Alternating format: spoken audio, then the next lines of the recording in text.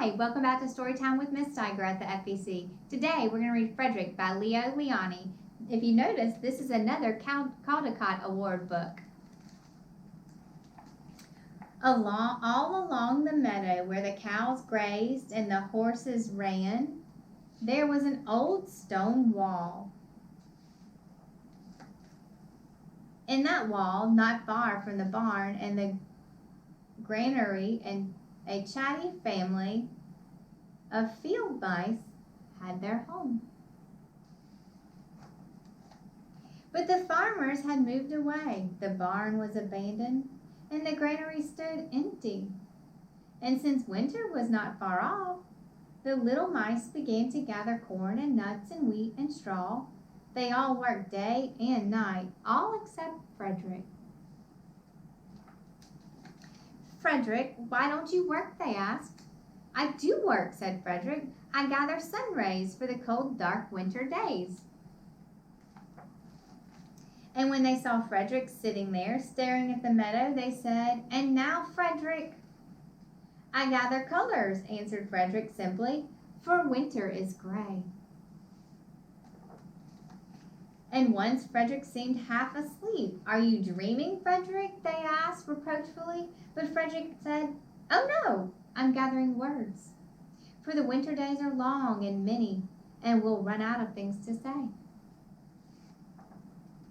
The winter days came, and when the first snow fell, the 5 little field mice took to their hideout in the stones.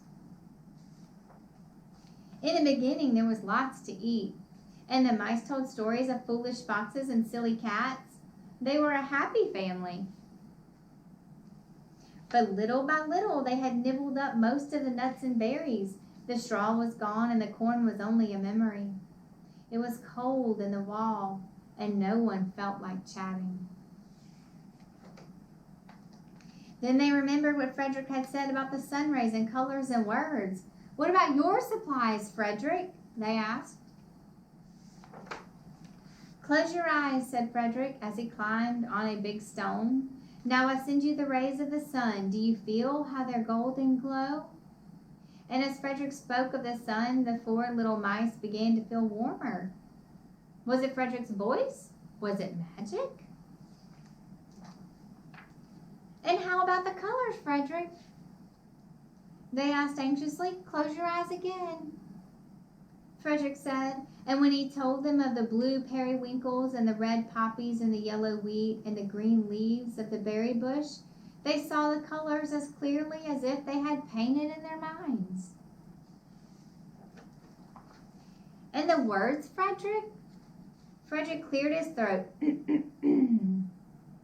waited a moment, and then, as if from a stage, he said, "Who scatters snowflakes? Who melts the ice? Who spoils weather? Who makes it nice? Who grows the 4-leaf clovers in June? Who dims the daylight? Who lights the moon? 4 little field mice who live in the sky. 4 little field mice like you and I.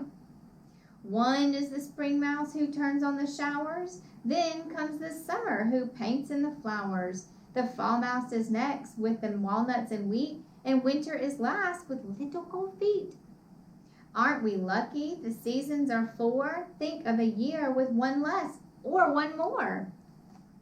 When Frederick had finished, they all applauded. "But Frederick," they said, "you are a poet." Frederick blushed, took a bow, and said shyly, "I know it." The end. Thank you for joining us for Storytime today at the Family Education Center. Please come back next week for another story.